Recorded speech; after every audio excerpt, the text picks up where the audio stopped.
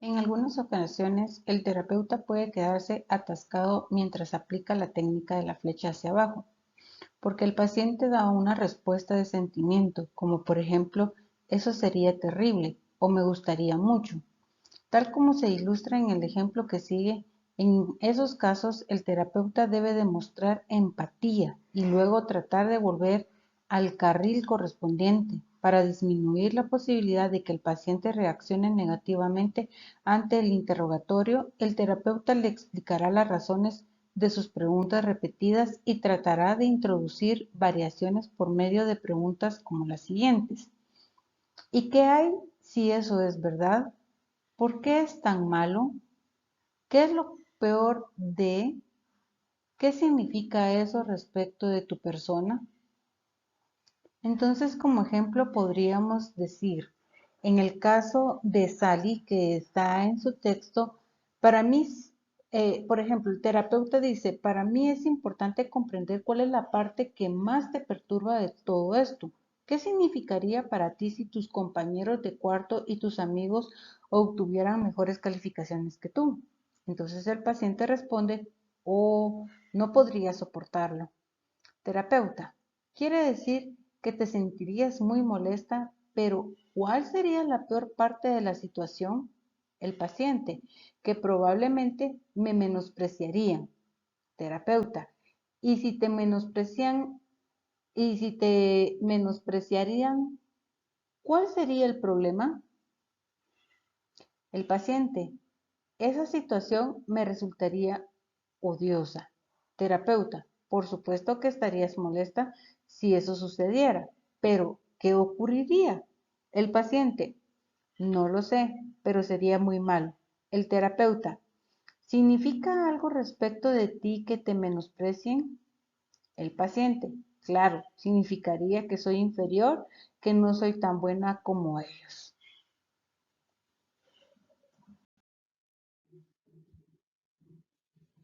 Ahora bien, ¿cómo puede saber el terapeuta en qué momento debe dejar de lado la técnica de la flecha hacia abajo?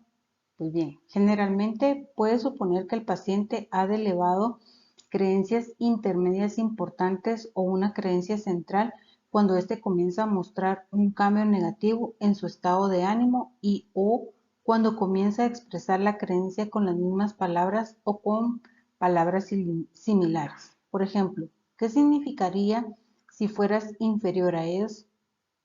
El paciente, pues eso, que soy inferior, que soy incapaz.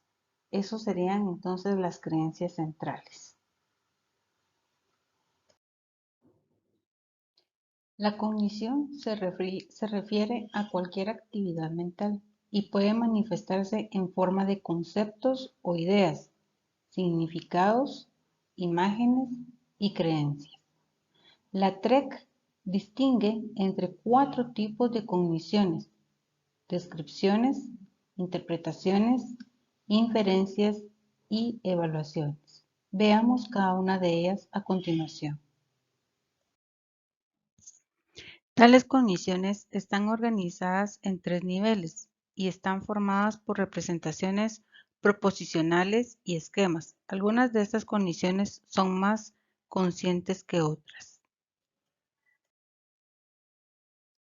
Estos son pensamientos automáticos, taquipensamientos, y pueden estar distorsionados o no, y tener forma de una anticipación de sucesos o eventos, una creación de expectativas o locus control, una anticipación del resultado, atribuciones causales de la conducta propia y de los demás, y distorsiones cognitivas. Estas cogniciones suelen ser conscientes, superficiales, las podemos constatar empíricamente y suelen ser el objetivo de cambio en la mayoría de las terapias cognitivo-conductuales.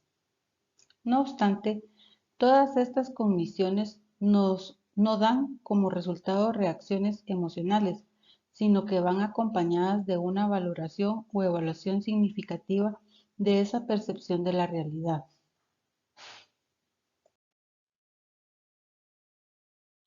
Según Abelson, hay dos tipos de cogniciones: las cogniciones calientes, hot cognitions, y las cogniciones frías, cold cognitions. Una cosa es conocer que puede ser una información correcta o no, y la otra es la valoración acerca de lo que se conoce. Cuando se siente una emoción se produce una respuesta fisiológica o arousal, pero no podría existir esta respuesta sin una valoración cognitiva o apracial. Cognición y emoción son en esencia la misma cosa técnicamente, aunque en ocasiones se las separe. Estas cogniciones calientes son las que están conectadas a una respuesta fisiológica más o menos intensa. Cuando una emoción es sostenida o mantenida en el tiempo es principalmente consecuencia de la frecuencia, la duración y la intensidad de las creencias evaluativas.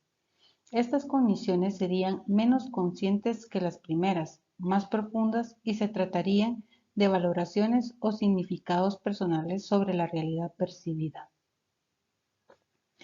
No obstante, las personas pueden sostener cogniciones contradictorias. Por un lado, tener y mantener cogniciones calientes, perturbadoras, como creer que necesita ser amado, mientras que de manera contradictoria sostiene cogniciones frías opuestas, como entender que lo deseo, pero no lo necesito. Cuando esto ocurre y se sostienen ambas cogniciones, tanto las calientes como las frías, las primeras se mantienen mucho más energéticamente que las segundas. Por esa razón, para que suceda el cambio emocional, no basta con entender o comprender lo que es racional, insight intelectual, sino en creer y sentirlo plenamente, insight emocional, es decir, cambiar la creencia evaluativa.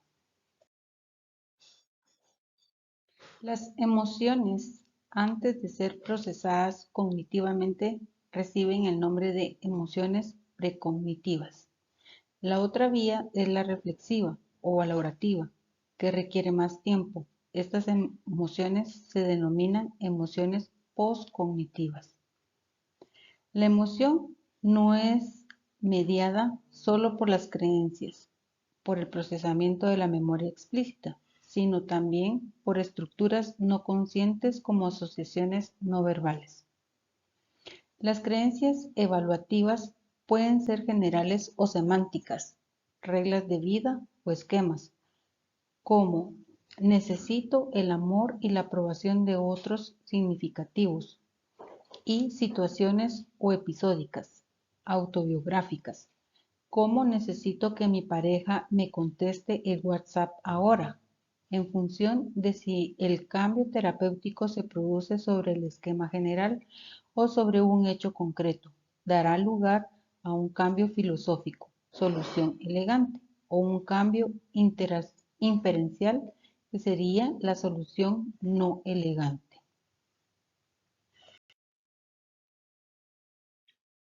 Un esquema es una estructura mental que organiza y guía el procesamiento de la información y se trata de A. Un conjunto almacenado de conocimiento con el que interactúa la información entrante. B. Tiene una estructura interna consistente que organiza la información entrante de forma particular. C. Engloba información genérica prototípica, de forma que los casos específicos se procesan utilizando el apropiado prototipo esquemático para imponer estructura. Y finalmente, D. Es de naturaleza modular, de forma que la activación de una parte tenderá a producir la activación de la totalidad. Los esquemas pueden considerarse como modelos internos sobre los aspectos de la identidad personal y del mundo que los individuos utilizan para percibir, codificar y recuperar la información. Pensamientos automáticos o imágenes. El nivel más superficial de las cogniciones que influyen en nuestras emociones y conductas en situaciones determinadas. Ejemplos. Situación 1. Un padre regaña a sus hijos. Pensamiento. Soy un mal padre porque le grité a mis hijos. Emoción. tristeza. Situación 2. Una muchacha se da cuenta de que su amigo se ha retrasado para la celebración de su cumpleaños. Pensamiento: no le importo ya que no vino temprano a mi fiesta. Emoción: tristeza. Presunciones, creencias o reglas. Se manifiestan usualmente en forma gramatical de condicionales o imperativos como tengo, debo, si pasa tal cosa, entonces. Ejemplos. Situación 1. Los buenos padres nunca gritan a sus hijos. Situación 2. Si me ponen atención siempre, entonces soy amada. Creencias nucleares. Es el nivel más profundo de cognición, donde usualmente termina el significado de los pensamientos automáticos. En el caso de los problemas emocionales, usualmente se encuentra un significado en común a los pensamientos relacionados con la emoción disfuncional. Ejemplos. Situación 1. Soy malo. Imperfección. Situación 2. No soy querida. Privación emocional. Los terapeutas cognitivos deben identificar y manejar los tres tipos de niveles de cogniciones. Como opción primaria debe trabajarse primero el nivel de los pensamientos automáticos. Luego, cuando el paciente tiene mayor destreza en identificar los mismos y se encuentra menos sintomático, trabajar el nivel de las creencias centrales. Al trabajar en ellas, explicar que pueden o no corresponder a la verdad y observar las reacciones verbales y no verbales. El modificar estas últimas causa los cambios de mayor duración.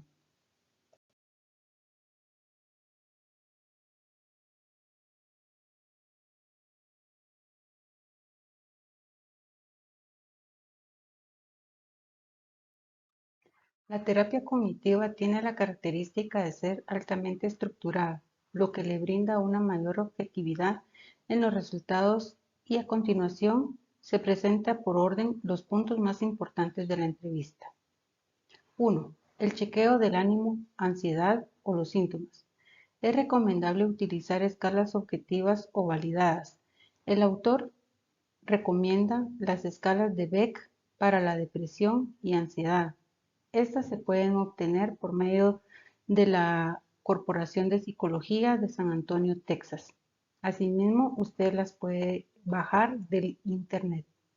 Las escalas de Hamilton para ansiedad y depresión. Estas pueden ser llenadas por el paciente 15 minutos antes de la sesión o la noche previa a la misma. 2. Establecer la agenda. Con los puntos más importantes en la reunión, en las primeras sesiones, el terapeuta tomará la iniciativa y promoverá que el paciente proponga temas. En las sesiones posteriores se espera una participación más activa del paciente en la elaboración de la agenda. 3. Recordar la sesión previa. Los puntos de la agenda, las tareas, las escalas objetivas. 4. Discusión de los puntos de la agenda. 5. Tareas asignadas para ser llevadas a cabo por el paciente previo a la próxima reunión y que van relacionados con los puntos de la agenda. 6. Resumen. De los puntos tratados en la agenda, las tareas a realizar, en fin, de toda la sesión para no dejar nada al aire. 7. Retroalimentación de parte del paciente acerca de lo tratado e inquietudes personales. Tome en cuenta que la sesión puede ser dividida en tres partes. Durante la primera se realizan los puntos 1 a 3, en la segunda el punto 4 y en la tercera parte y final los puntos 5 al 7. Si las sesiones duran 45 minutos, la división sería en tres partes de 15 minutos. Si la sesión dura una hora, se utilizan tres partes de 20 minutos.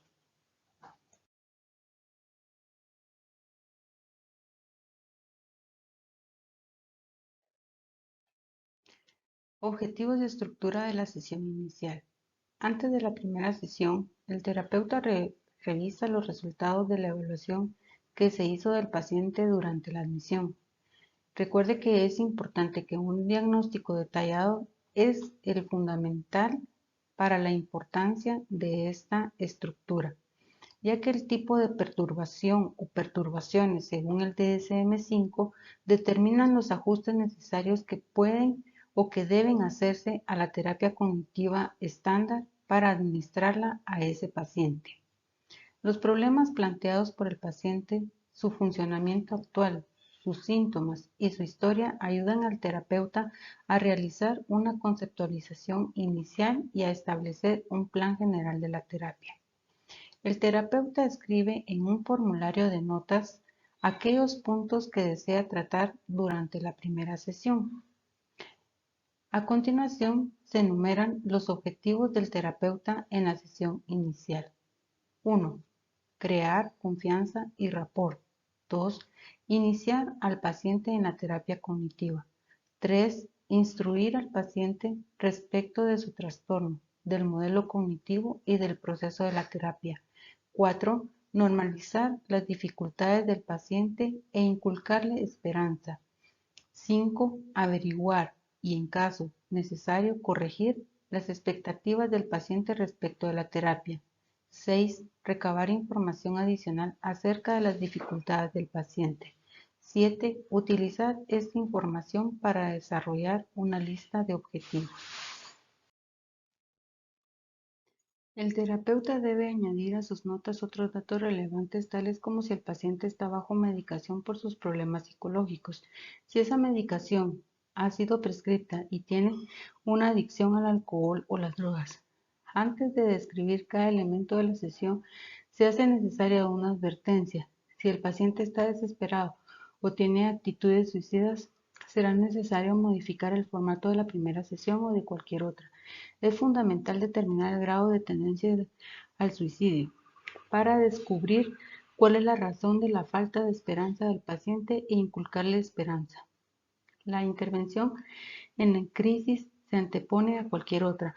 Cuando el paciente está expuesto a riesgos por la acción de otras personas o cuando representa un riesgo potencial para los demás. Es muy importante comenzar a establecer la confianza y el rapport con los pacientes desde la primera sesión. Este proceso permanente suele llevarse adelante sin dificultades con la mayor parte de aquellos que no padecen de un trastorno de personalidad. Si el paciente sufre solamente un problema en general, es decir, que no presenta un trastorno de personalidad o una discapacidad intelectual, el terapeuta no necesita expresar su empatía mediante un gran número de afirmaciones directas. Habitualmente demuestra el compromiso con el paciente por medio de sus palabras, el tono de voz, sus expresiones faciales y su lenguaje corporal. Las preguntas y afirmaciones del terapeuta bastan para que los pacientes se sientan valorados y comprendidos por él, al demostrarles empatía y una adecuada comprensión de sus problemas e ideas.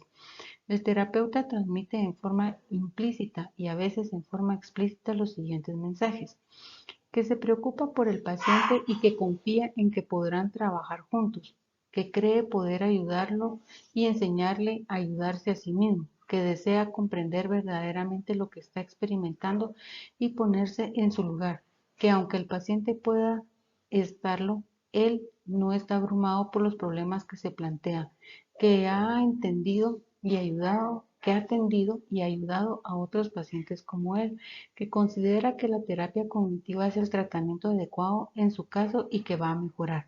Para demostrar respeto y colaboración al final de cada sesión, el terapeuta también se ocupa de averiguar cuál es la percepción que el paciente tiene del proceso terapéutico y de él como terapeuta. Este pedido de retroalimentación explícita fortalece la alianza terapéutica.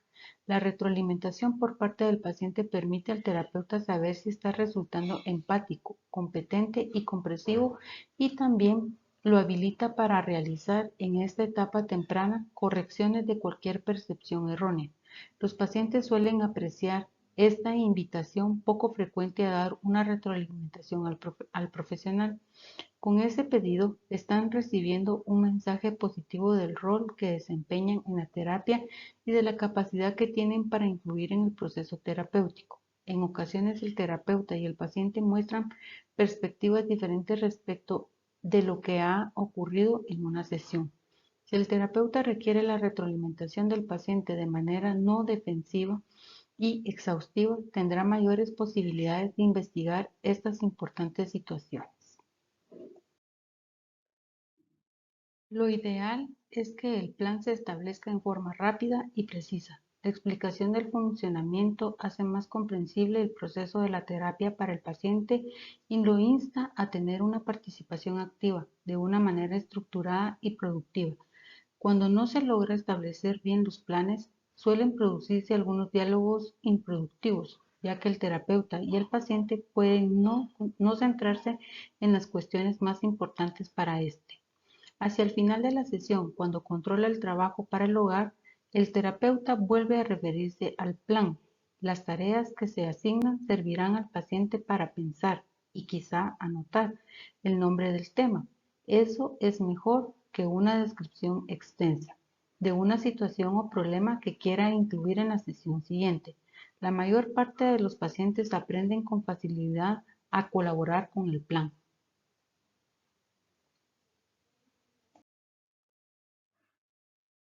Además del informe subjetivo de la semana, se pueden utilizar algunos cuestionarios objetivos, tales como el inventario de depresión de Beck, el inventario de ansiedad de Beck y la escala de desesperanza de Beck.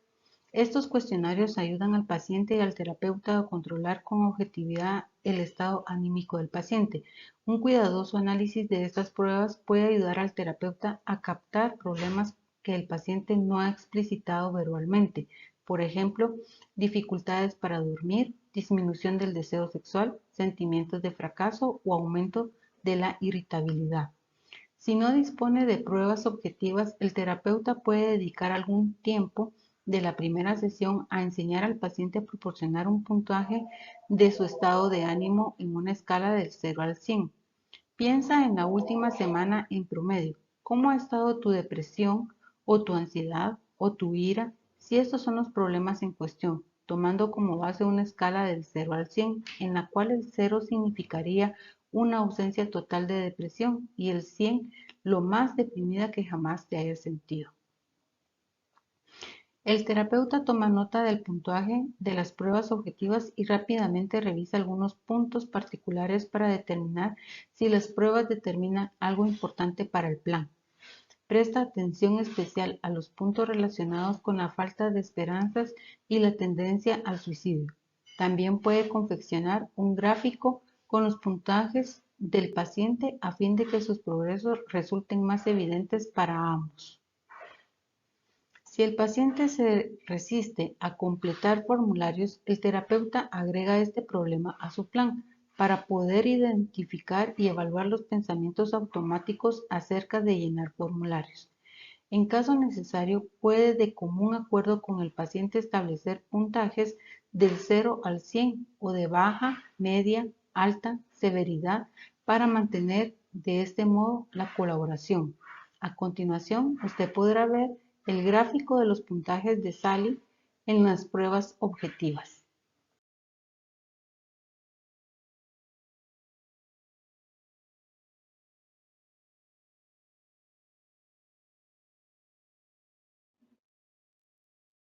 Dentro de la revisión de la presentación, identificación de problemas y establecimiento de objetivos, el terapeuta revisa los problemas del paciente, determina que él o ella no se encuentra en una situación de riesgo de suicidio y observa que no ha habido cambios significativos desde la evaluación inicial. Ayuda entonces a establecer objetivos para la terapia. Si el paciente hubiese estado en una situación de riesgo de suicidio o hubiese tenido información nueva importante, habrían dedicado más tiempo a esta fase final inicial de la sesión. Por supuesto, habrían tenido entonces menos tiempo para otros puntos. Al comienzo de la sesión, el terapeuta hace que el paciente adopte un papel más activo pidiéndole que escriba. Le sugiere lo que debe escribir, ya que para él o ella no es evidente. En cada sesión le pedirá que tome nota por duplicado, de modo que ambos puedan guardar una copia. El terapeuta asume la tarea de escribir cuando se trata de pacientes que no pueden hacerlo o que tienen fuertes objeciones al respecto. Los pacientes que no saben escribir, entre ellos los niños, pueden dibujar o escuchar una grabación de la sesión para reforzar las ideas más importantes. El terapeuta también guía al paciente para que especifique un objetivo global. Por ejemplo, me gustaría ser más feliz, sentirme mejor, en términos de comportamiento, en lugar de permitir que la conversación acerca de los objetivos domine la sesión. Le sugiere que profundice la lista en su casa. Finalmente, antes de seguir adelante, resume lo que han conversado hasta este momento.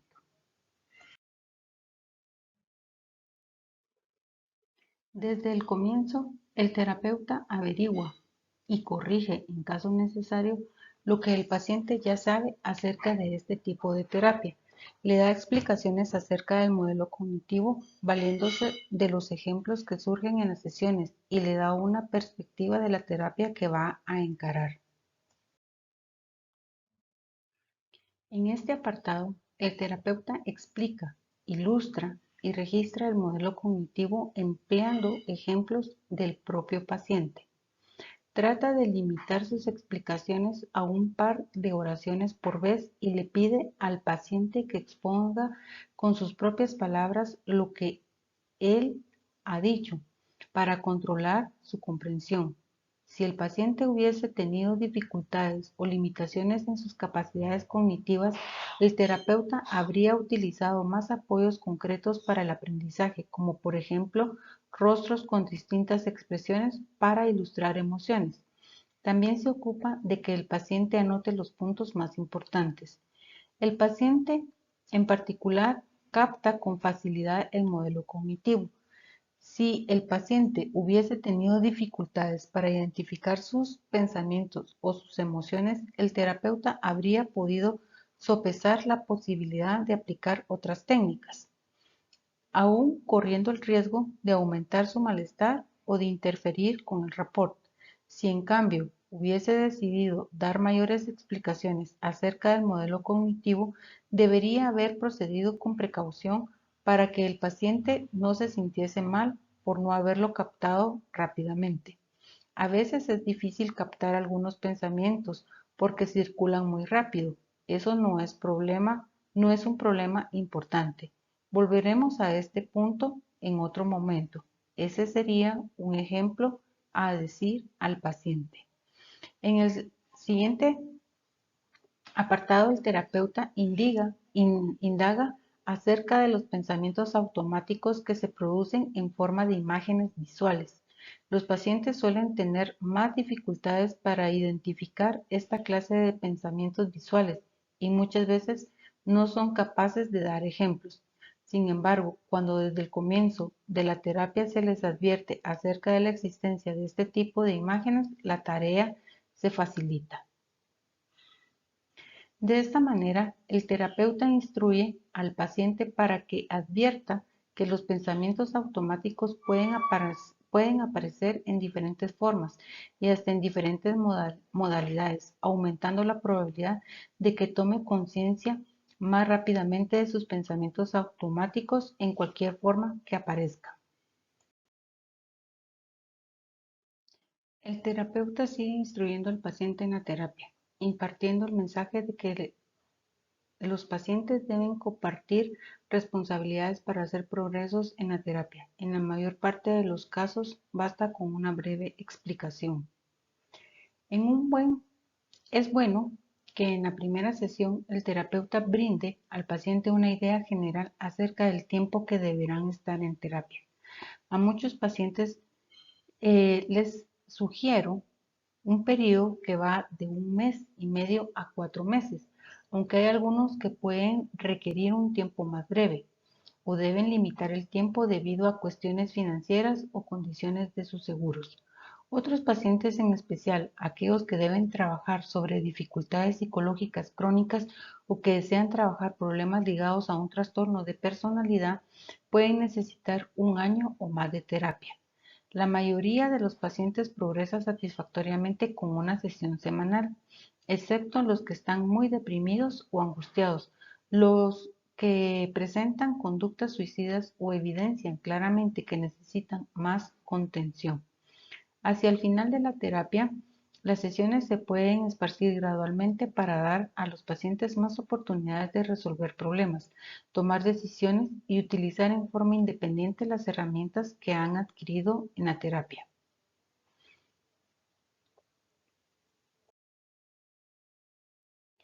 Generalmente, es preferible evitar catalogar a un paciente con un diagnóstico de trastorno de personalidad. Es preferible decir algo más general y sin muchos términos técnicos, como por ejemplo, parecería que has estado deprimida durante el último año y que has tenido algunos problemas de larga data con las relaciones. Asimismo, es bueno darle al paciente alguna información inicial acerca de su trastorno para que pueda comenzar a atribuir algunos problemas a su patología y disminuya su autocrítica.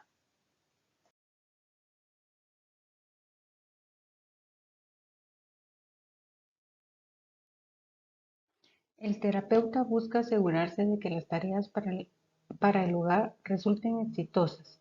Si siente que es posible que el paciente no realice alguna parte de las tareas, ofrece eliminarla. Como por ejemplo, ¿crees que tendrás problema para anotar tus pensamientos? Si la respuesta es afirmativa, ¿crees que por hoy deberíamos eliminar esa tarea de la lista? No hay problema en hacerlo. A veces las palabras tarea para el hogar causan espanto al paciente. En ese caso, el terapeuta debe preocuparse por diferenciar las tareas de la terapia, que son un conjunto de trabajos en colaboración diseñados especialmente para ayudarlo a sentirse mejor, de otras experiencias previas, habitualmente las tareas escolares, que a menudo son obligatorias, despersonalizadas y muchas veces inútiles. El paciente y el terapeuta también pueden realizar un ejercicio de tormenta de ideas o lluvia de ideas para encontrar un término más aceptable, tal como actividades de autoayuda. Una vez que resuelve el problema práctico que plantea el uso de las palabras tareas para el hogar, el terapeuta puede indagar o archivar para una futura investigación el significado que tienen para el paciente las tareas para el hogar, con el propósito de descubrir si, si las objeciones que plantea se encuadran en un problema más amplio. Por ejemplo, es susceptible frente a actitudes de control por parte de otros, se siente inútil cuando se le pida que cumpla una tarea. En muchas ocasiones durante la primera sesión y en otras posteriores, las tareas que se asignan implican biblioterapia. El terapeuta recomienda al paciente la lectura de un capítulo de algún libro de divulgación sobre terapia cognitiva o un folleto educativo.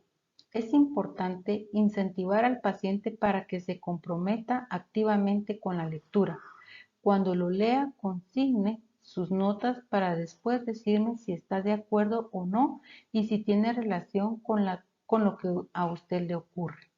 Otro trabajo que suele asignar con frecuencia en las primeras sesiones es controlar y o programar actividades.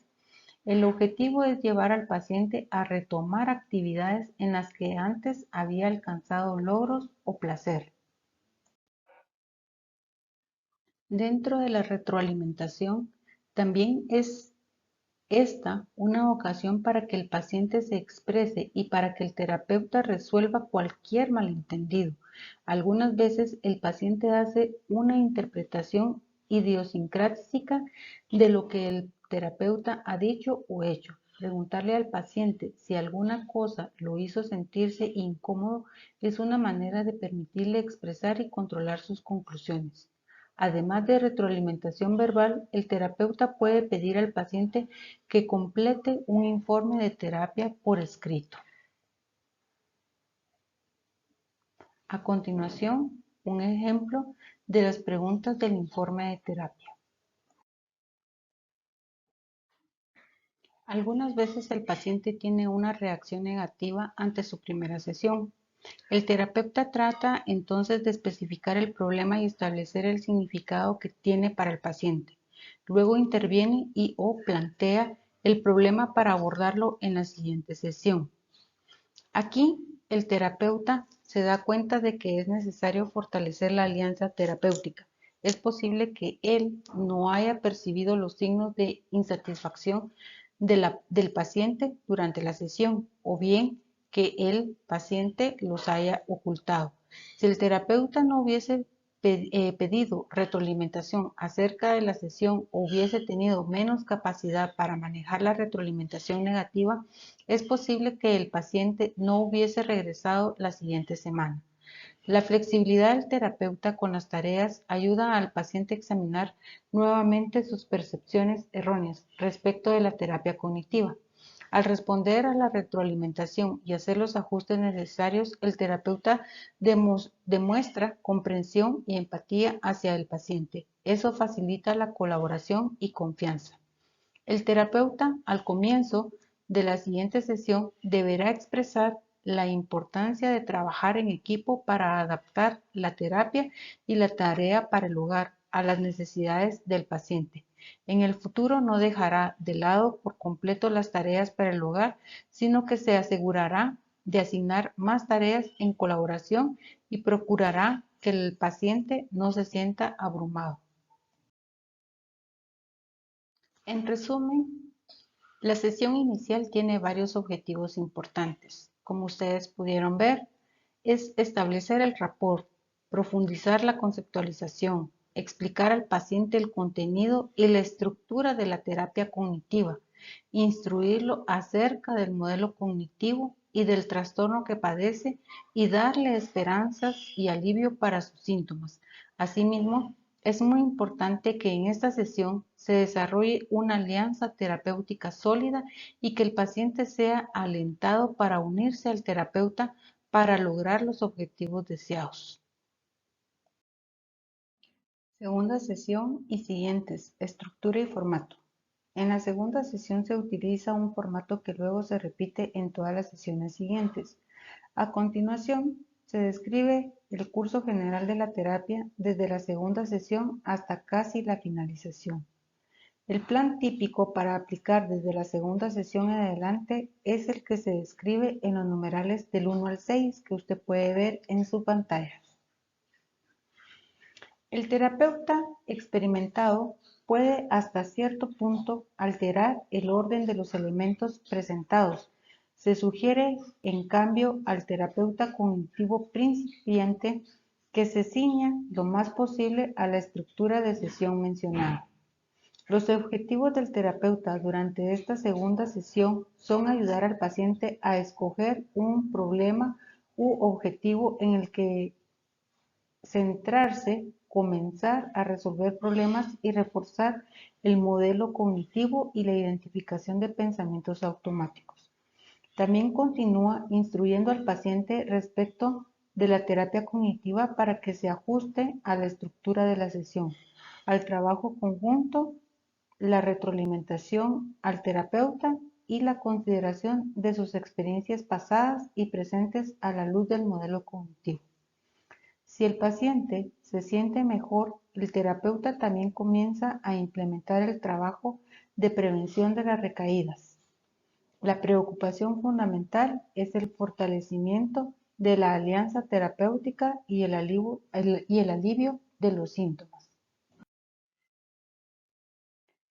En el puente desde la sesión anterior, si el paciente no logra recordar sus reacciones o los puntos más importantes de la sesión previa, el terapeuta y el paciente apelan a técnicas de resolución de problemas para que pueda recordar mejor lo trabajado en la sesión actual. El terapeuta puede sugerir el uso de un formulario puente entre sesiones, el cual usted podrá visualizar en la siguiente diapositiva, que deberá ser completado para la siguiente sesión mentalmente o por escrito. Al solicitar el relato de nuevas reacciones respecto de la sesión anterior, se puede obtener retroalimentación de las cuestiones importantes que el paciente no había expresado anteriormente. Si algún ítem requiere más de 1 o 2 minutos de conversación, el terapeuta debe marcarlo como otro punto para el plan de trabajo. El puente que se tiene desde la sesión anterior sirve para instruir al paciente respecto del proceso terapéutico, señalándole su responsabilidad en la revisión del contenido de cada sesión y mostrándole que debe expresar cualquier punto vinculado con el terapeuta o con la sesión anterior en que se haya sentido molesto. Si el paciente hubiese comentado que algún elemento de la sesión anterior le había molestado, el terapeuta podría haberlo examinado con ella en ese mismo momento o podría haber sugerido incluir el tema en el plan. De la misma manera, si no hubiese recordado ningún tema importante, podría haberle preguntado: ¿recuerda que conversamos acerca de la relación entre pensamientos y sentimientos? O podría haberle dicho: ¿qué te parece si incluimos en el plan un repaso del modelo cognitivo? Como dijimos anteriormente, también podría haberle indicado al paciente la necesidad de que se hiciese responsable a partir de ese momento, de recordar los contenidos relevantes, preguntándole, por ejemplo: ¿qué podrías hacer en esta semana para recordar lo que hemos hablado hoy? Es necesario tener en cuenta que en general la principal razón para que un paciente no recuerde la sesión anterior es un error del terapeuta que no lo alentó a anotar los puntos importantes durante la sesión.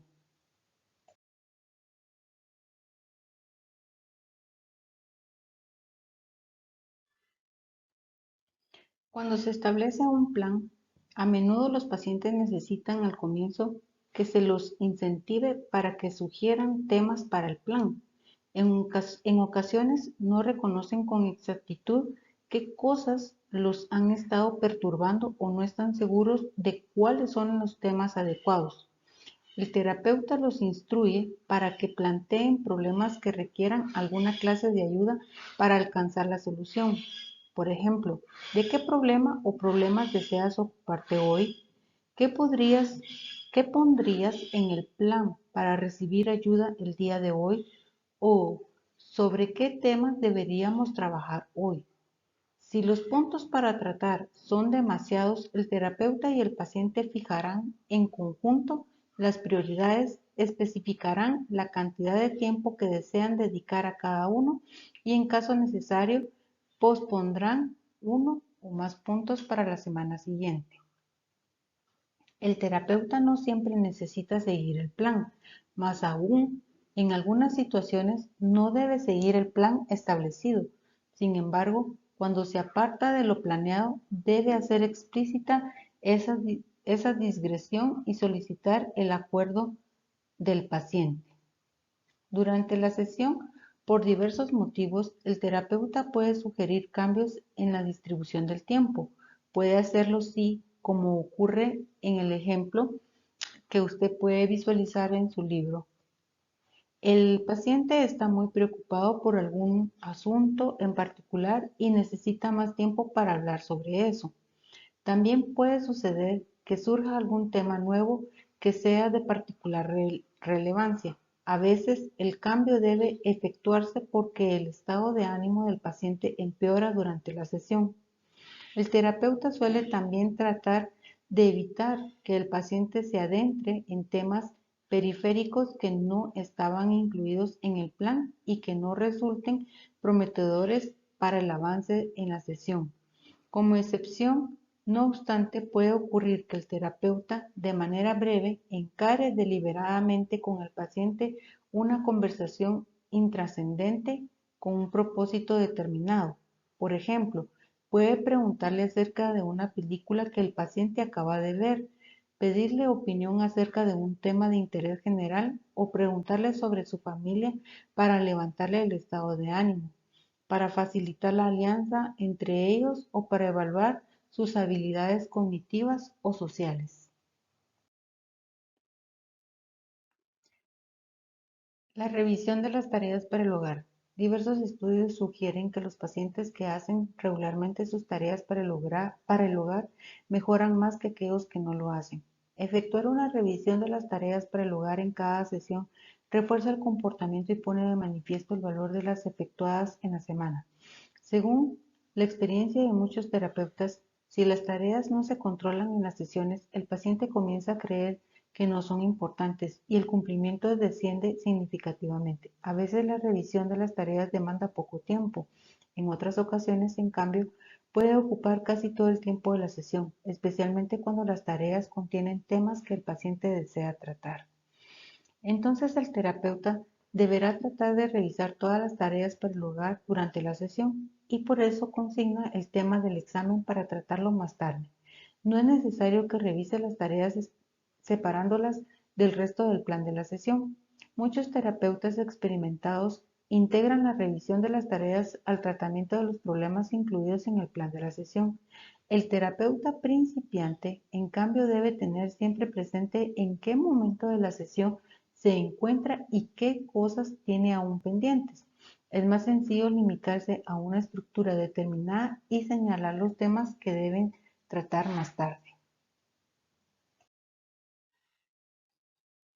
Tratamiento de los problemas establecidos en el plan, asignación de nuevas tareas y resúmenes periódicos. En la mayoría de los casos, el terapeuta pregunta al paciente con cuál de los temas del plan desea comenzar.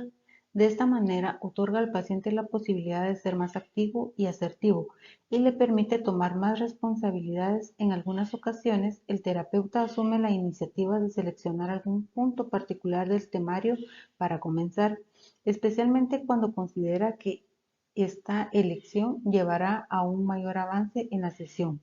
Por ejemplo, ¿te parece bien si comenzamos con el problema de encontrar un trabajo de tiempo parcial?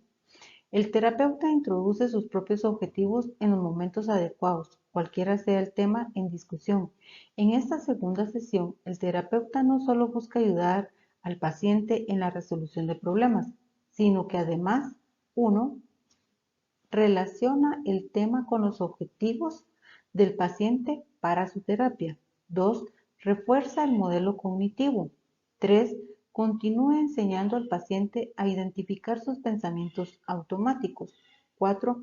Busca el alivio de los síntomas ayudando al paciente a controlar sus pensamientos angustiantes. Y 5. Como siempre sostiene y acrecienta el rapport mediante una actitud comprensiva.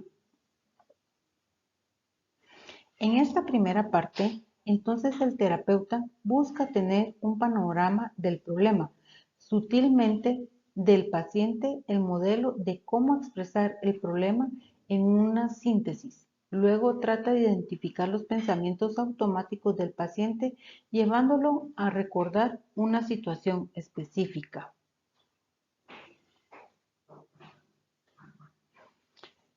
En este apartado, el terapeuta logra varias cosas al mismo tiempo. Aborda un tema del plan que interesa al paciente, relaciona el problema con un objetivo de la terapia, enseña algo más acerca de los pensamientos automáticos, ayuda al paciente a identificar, evaluar y controlar aquellos que son específicamente angustiantes, facilita el alivio de los síntomas y produce una disminución de ansiedad, si es que hubiese en el paciente que usted está tratando. Finalmente, asigna las tareas para el hogar y el paciente previene al paciente para que tenga expectativas realistas respecto del aprendizaje de una nueva habilidad. En el siguiente apartado, el terapeuta proporciona al paciente alguna información acerca del proceso de mejoría. Como acaba de finalizar con una parte de la sesión, primero efectúa una síntesis. Otro tipo de síntesis es la que se realiza sobre los contenidos que el paciente expone. En este caso, el terapeuta resume brevemente los aspectos centrales de las afirmaciones del paciente, tratando de usar sus mismas palabras. A menudo el paciente ha descrito una situación con muchos detalles. El terapeuta la sintetiza para asegurarse de que ha captado cuál es el elemento problemático para el paciente y con el objeto de presentarla de un modo más conciso y claro para ambos. poniendo en práctica una vez más el modelo cognitivo de una manera sutil. Emplea siempre que puede las palabras del paciente para asegurarse una comprensión adecuada y para mantener activa la dificultad clave en la mente del paciente. Si el terapeuta parafrasea algunas ideas y no ha utilizado las palabras, como por ejemplo, parecería que en caso de conseguir un trabajo no estás segura de poder desempeñarte como eficiencia, tal vez el pensamiento automático y la emoción hubiesen resultado menos intensos para el paciente y la evaluación de los mismos hubiese sido menos efectiva. Cuando en los resúmenes se sustituyen palabras, el paciente puede sentir también que no lo han comprendido apropiadamente. Cuando el terapeuta siente que el paciente no ha expresado completamente lo que sintió durante la sesión o si cree que el paciente se va sin una reflexión apropiada sobre lo que han aprendido, puede pedirle que complete un informe de terapia, ya sea mentalmente o por escrito. Como usted pudo leer en su folleto, se dijo anteriormente que el terapeuta al comienzo se hace cargo de gran parte de las sugerencias para el plan de cada sesión, ayudando al paciente a identificar y a modificar los pensamientos automáticos, diseñando las tareas que se asignan y resumiendo la sesión. A medida que la terapia progresa, se produce una gradual transferencia de las responsabilidades al paciente. Hacia el final de la terapia, es el paciente quien designa la mayor parte de los temas de las sesiones. Utiliza herramientas tales como el registro de pensamientos disfuncional. Para evaluar sus pensamientos, diseña su propia asignación de tareas y resume la sesión. También, gradualmente, se va pasando del énfasis inicial sobre los pensamientos automáticos a un trabajo tanto sobre estos pensamientos como sobre las creencias subyacentes. Además, aunque esto es menos predecible, se va poniendo énfasis en los cambios del comportamiento. Desde el comienzo, se alienta a los pacientes depresivos para que programen actividades y se tomen más activos. Un paciente severamente deprimido puede ser incapaz de concentrarse en tareas cognitivas. En ese caso, el terapeuta se centrará en hacerlo más activo desde el punto de vista del comportamiento hasta que la depresión ceda lo suficiente como para permitirle realizar el trabajo cognitivo.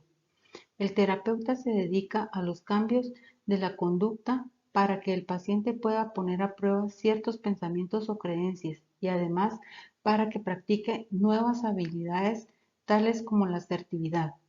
Cuando la terapia llega a su etapa final, se produce otro cambio. Se prepara al paciente para el alta y la prevención de las recaídas. Cuando el terapeuta planifica cada sesión, siempre tiene en cuenta en qué etapa de la terapia se encuentra. Tal como se mencionó anteriormente, siempre se vale de su conceptualización del paciente, que es un hilo conductor de la terapia. El terapeuta escribe en una hoja de notas los temas que se han planificado antes de cada sesión, pero está preparado para eliminar ítems si es necesario, mientras el paciente le informa acerca de su estado de ánimo, revisa lo ocurrido en la semana y especifica los temas por tratar. El terapeuta piensa el objetivo o los objetivos de la sesión. Por ejemplo, en la tercera sesión, los objetivos del terapeuta son comenzar a enseñar al paciente de una manera más estructurada, a evaluar sus pensamientos automáticos y a seguir programando actividades placenteras. En la cuarta sesión, aplica técnicas de resolución de problemas para ayudar al paciente en la búsqueda de un empleo, por ejemplo, de tiempo parcial, y sigue trabajando sobre pensamientos disfuncionales. Permanentemente busca integrar sus objetivos con los temas programados por el paciente. Esta es la manera como la enseñanza de las técnicas de resolución de problemas y habilidades de reestructuración cognitiva se conjuguen con las situaciones que el paciente lleva a la terapia. Estas técnicas combinadas de resolución de problemas y trabajo sobre los pensamientos generalmente solo permiten el tratamiento en profundidad de una o dos situaciones problemáticas por sesión. El terapeuta toma notas de la sesión, con el objeto de profundizar la conceptualización, mantenerse al tanto de lo que se trabaja y planificar futuras sesiones. También conserva copias de las notas que toma el paciente. Resulta útil que las notas del terapeuta contengan los temas que se han trabajado, los pensamientos y creencias transcriptos textualmente y la fuerza de la creencia inicial en ellos, como así también de las intervenciones practicadas en la sesión, el éxito relativo de estas, los nuevos pensamientos y creencias que se han estructurado y el grado de creencia en ellos. Se debe consignar además las tareas para el hogar asignadas y los temas planificados para futuras sesiones. Hasta los terapeutas experimentados tienen dificultades para recordar todos esos datos si no cuentan con notas escritas.